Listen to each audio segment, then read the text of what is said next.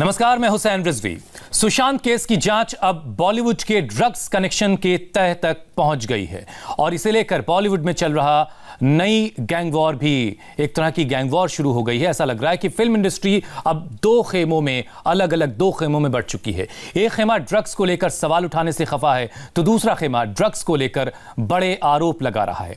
बॉलीवुड के dark secret पर शेखर सुमन इस वक्त हमारे साथ जुड़ रहे हैं। शेखर जी, बहुत बहुत स्वागत है हमारे साथ इंडिया टीवी पर। आपका बहुत बहुत स्वागत है। शेखर जी, जो लड़ाई सुशांत सिंह राजपूत के इंसाफ को लेकर के हुई थी, वो लड़ाई ड्रग्स रैकेट से होते हुए अब थाली और गाली तक जा पहुंची है। आखिर सही को सही और गलत को गलत कहने की जो लड़ाई है, उसमें बॉलीवुड दो अलग अलग हिस्सों में बटा हुआ क्यों है? देखिए, हमारी फिल्म इंडस्ट्री बटी रही है। हर सिर्फ एक दिखावा रहा है बहुत दिनों से कि ये एक इंडस्ट्री है जहां सब लोग मिलजुल के रहते हैं और एक दूसरे के लिए हमेशा सोचते हैं, एक दूसरे के सफलता के लिए सोचते हैं, उसमें खुशियां मनाते हैं। ऐसा कुछ नहीं है। मैं आपको सच बता दूं कि जब किसी एक एक्टर की फिल्म जब चलती है तो लोग दुखी हो जाते हैं और जब फ्लॉप होती है तो लोग जश्न मनाते हैं। ये इस किस्म की भी इंडस्ट्री है, यहाँ इस किस्म की भी प्रतिस्पर्धा है जिसे कट थ्रोट कंपटीशन कहते हैं। तो हर मामले में अपने अपने स्वार्थ के लिए लोगों ने अपनी अपनी बातें आगे रखी है और इंडस्ट्री हमेशा बढ़ती आई और इस बार भी बढ़ गई है। इसमें कोई नई बात नहीं है।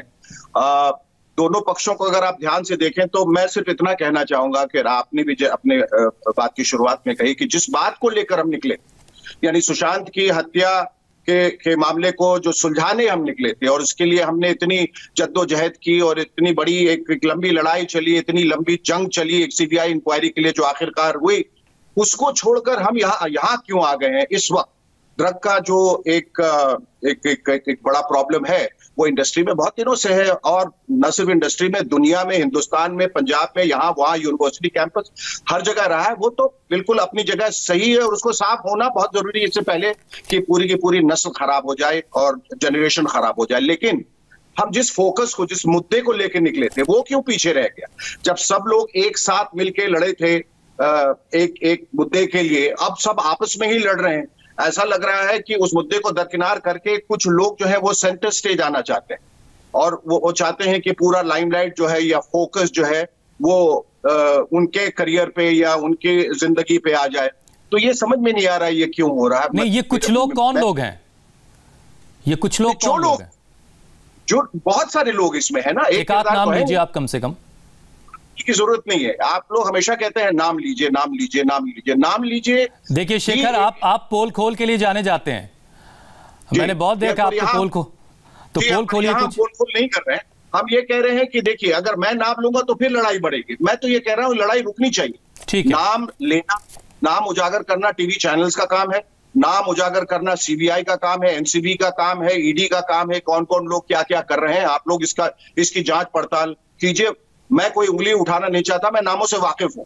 जब मैंने गैंगिज्म की बात भी की थी तो भी मैं नामों से वाकिफ था और आज भी हूं, लेकिन बहुत वजह है जो मैं उन नामों को लेना नहीं चाहता। एक तो ये कोई प्रमाण नहीं है और ये भी सही है कि प्रमाण के बगैर भी बहुत चीजें सच्ची होती हैं, लेकिन कानून जो है हमेशा सबूत मांगता है। बहरहाल मैं ये कह रहा हूं कि बहुत सारे लोग इसमें जो है अपना अपना एजेंडा लेके जुड़ गए हैं और दुख की बात यह है कि जिस जंग को लेकर हम आगे निकले थे वो पीछे रह गया है। तो इस बात से हम सब बहुत विक्षिप्त हैं और ये एक ऐसी अवस्था में आ गए हैं जहां सारा का सारा सुशांत केस का जो मामला है वो दिशाहीन हो गया। ये बहुत दुख की बात है, जबकि तमाम इतने लोग, मतलब आप सोचिए इतनी बड़ी आबादी और उसमें सुशांत के तमाम फैन जो पूरी दुनिया में फैले हुए, लगातार बेचारे इस बात के लिए लड़ रहे थे। वो मुझसे पूछते हैं जब मैं ट्विटर पे ट्वीट करता हूं कि क्या हो रहा है सर, हमें कुछ मालूम नहीं, हम सब गुमराह हो गए, कौन सी कहानी फॉलो करें, कौन से किरदार को। ये बिल्कुल एक टीवी सोप ओपेरा की तरह हो गया है, जो कहानी तो कुछ और लेके निकलते हैं, फिर कई सारे ट्रैक्स खोल देते हैं और ऑडियंस गुमराह हो जाती है, उसे पता नहीं चलता हम कौन सी कहानी लेके आगे निकले थे और किस कैरेक्टर को फॉलो करें।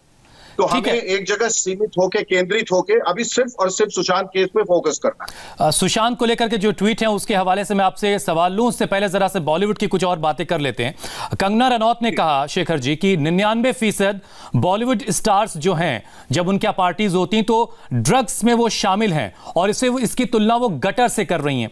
इस पर जया बच्चन नाराज हुई। जया बच्चन एक बहुत सीनियर एक्ट्रेसेस हैं, आप भी उन्हें बेहतर तरीके से जानते हैं, हम सब उनको देखते हुए बड़े हुए हैं। उन्होंने कहा कि कुछ लोगों की वजह से आप पूरी इंडस्ट्री को खराब नहीं कह सकते। जिन लोगों ने इंडस्ट्री में नाम बनाया वो अब इसे गटर कह रहे हैं। तो आप कंगना के बयान को फेवर कर रहे हैं, वो ठीक है, अच्छी बात है, लेकिन जया बच्चन के बयान से आपको क्या नाराजगी है? इसमें क्या कमी दिखती है आपको? नहीं, मैं किसी के बयान को फेवर नहीं कह रहा हूं। मैं कहता हूं कि इंडस्ट्री को गटर कहना बहुत गलत, बहुत ज्यादा गलत है। आप जहां पले बड़े, जिस इंडस्ट्री में शेखर सुमन भी हैं और जी, और उसमें हम सब हैं, उसको आप गटर कह देंगे तो ऐसा लगता है कि हम सब गटर के कीड़े हैं। आप ये कह सकते हैं या ये कहना चाहिए कि इंडस्ट्री के अंदर एक गटर, और जिसे हमें साफ करना, जैसे हम बड़े बड़े घरों में रहते हैं, महलों में रहते हैं या शहर में रहते हैं, वहां भी तो गटर होते हैं। लेकिन इसका मतलब नहीं कि शहरी गटर है या हमारा घर गटर है। वो जो गटर है, गटर यानी कि एक मेटाफोर है, एक रूपक की तरह है कि ये एक गंदगी है जो आ गई है इंडस्ट्री के अंदर, जो ड्रग के हवाले से या नेपोटिज्म के हवाले से या गैंगिज्म के हवाले से या कुछ और रेव पार्टीज होती हैं या तमाम जो कुकर्म होते हैं, औरतों का एक्सप्लॉयटेशन होता है। ये एक गटर नुमा चीज ही है जिसको हमें साफ करके रखना ताकि हमारा घर साफ रहे। ये आप कह सकते हैं। आप ये नहीं कह सकते कि हमारा पूरा घर ही गटर है, इसमें तो सब लोग रहते हैं, तो परिवार के सब लोग शामिल हो गए। ये कहना बहुत गलत है और मैं इसकी निंदा करता हूं। ऐसा बिल्कुल नहीं होना चाहिए। तो और ये भी कहना कि 99% लोग, ये किस आधार पर, ये आंकड़े कहां से आए? ये इस तरह से किसी को बदनाम करना सही नहीं है। आप ये कह सकते हैं कि कुछ लोग, आप ये भी नहीं कह सकते कि अधिकांश लोग। आप कह सकते हैं कुछ लोग हैं जो जरूर ड्रग्स कर रहे हैं, कुछ लोग हमेशा गलत होते हैं, कुछ लोग सिर्फ फिल्म इंडस्ट्री में नहीं, हर जगह गलत होते हैं। क्या जर्नलिस्ट में कुछ लोग हैं जो गलत नहीं होते? वो एजेंडा पे के लिए काम नहीं करते? क्या नेता लोग गलत नहीं होते? या किसी भी फील्ड में लोग गलत नहीं होते हैं? हमें सिर्फ उन गलत लोगों को पकड़ना है, उन लोगों को अंजाम तक पहुंचाना है, उन चीजों को साफ करना, इंडस्ट्री अपने आप साफ हो जाएगी। ठीक है, बहुत बेहतर है। शेखर सुमन को कब यह लगा कि बॉलीवुड में के अंदर इस तरह का एक गटर बन रहा है? क्या कभी आपको इससे पहले, जैसे सुशांत सिंह राजपूत के लिए जो लड़ाई आपने लड़ने की शुरुआत की, इससे पहले कभी आपको लगा कि बॉलीवुड में एक ड्रग्स की गंदगी फैल रही है, इसके खिलाफ कुछ किए जाने की जरूरत है?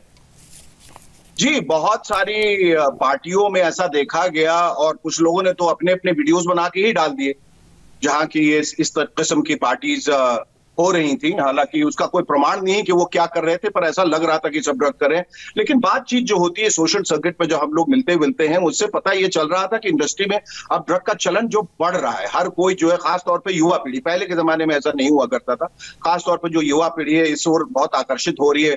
किसी ने शायद बहुत लोगों को सिखा दिया एक्टर को कि जब तक आप ये गांजा और चरस नहीं पिएंगे तब तक अच्छी एक्टिंग नहीं होती। ये जाने किसने सिखा दिया, तो बहुत लोग उस ओर पढ़ रहे थे और यदा कदा ये देखने में भी आता था कि हम किसी पार्टी में गए तो कुछ लोग कोने में कुछ अजीब सी हरकतें कर रहे थे और ड्रग्स कर रहे थे। हमें नहीं मालूम वो कौन लोग हैं, लेकिन कर रहे थे। तो ये ऐसा हो रहा था, ये सुनने में आया। लेकिन सुशांत के जाने के बाद तो बहुत सारी चीजें जो इंडस्ट्री में हो रही थी वो सब उजागर हो गई, वो सब सामने आ गई।